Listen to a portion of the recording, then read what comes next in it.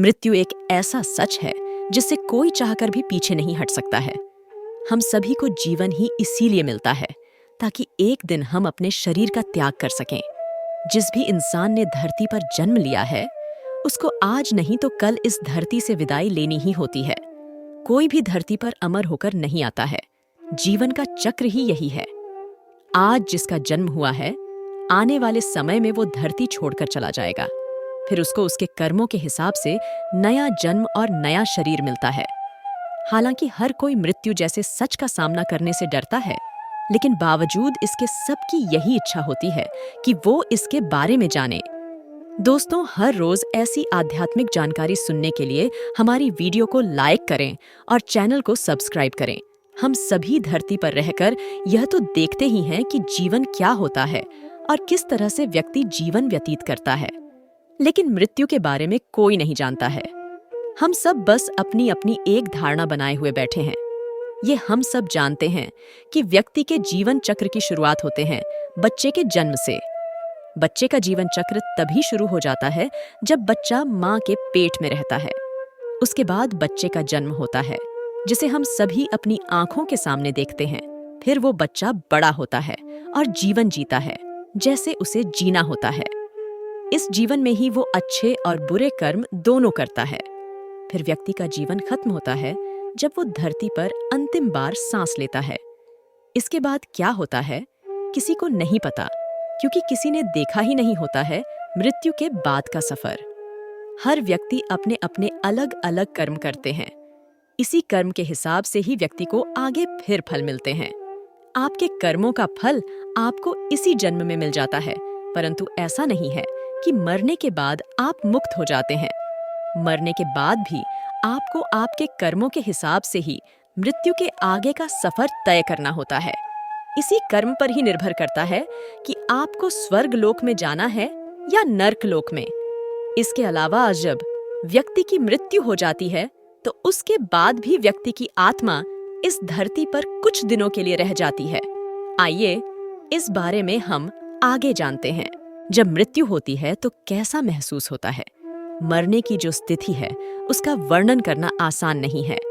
यह एक ऐसा समय होता है जब व्यक्ति अपने पूरे जीवन को बस एक ही क्षण में जी लेता है। भले ही व्यक्ति की याददाश्त कितनी ही कमजोर क्यों ना हो, लेकिन जब उसकी मौत आती है तो उसका पूरा जीवन उसकी आंखों के सामने तैरने लगता है।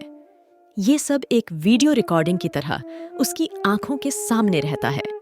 उस एक क्षण में व्यक्ति अपने अच्छे और बुरे सारे कर्मों को देख लेता है। जब व्यक्ति की मौत आती है तो उसकी जितनी भी इंद्रियां होती हैं वो शिथिल होने लगती हैं, लेकिन याददाश्त उसे उसकी सभी पुरानी बातों पर वापस ले जाती है। जो व्यक्ति ने पूरे जीवन में किया होता है वो सारे लेखा जोखा उसकी आंखों के सामने आ जाता है। इस समय व्यक्ति कोशिश तो बहुत करता है कि उसके मुंह से कुछ शब्द निकल सके, लेकिन वो कुछ भी बोल पाने में असमर्थ हो जाता है। यमदूत आने लगते हैं। नजर जब व्यक्ति मरने लगता है तो उसे लेने के लिए 2 यमदूत आते हैं। यही यमदूत व्यक्ति को नजर आने लगते हैं। जिन लोगों ने अपने जीवन में अच्छे कर्म किए होते हैं उन्हें कोई दिक्कत नहीं होती है और उनके प्राण आसानी से शरीर से निकल जाते हैं। वहीं जिन लोगों ने अपने जीवन में अच्छे कर्म नहीं किए होते हैं उन्हें बहुत ज्यादा दिक्कत होती है। उनके प्राणों को निकलने में काफी कष्ट होता है। यही कारण है कि मृत्यु से पहले गौ दान करवाया जाता है। इसको पुण्य का काम माना जाता है। गाय को दान करने से जो पुण्य मिलता है उससे व्यक्ति की मृत्यु शांतिपूर्ण ढंग से हो पाती है। फिर यमलोक में जाकर व्यक्ति के कर्मों का हिसाब किताब होता है। इसके बाद आत्मा को नया शरीर तलाशने के लिए वहीं मृत्यलोक में भटकने के लिए छोड़ दिया जाता है। फिर भटकती हुई आत्मा नए शरीर की तलाश करती है। धरती पर 13 दिनों के लिए रहती है।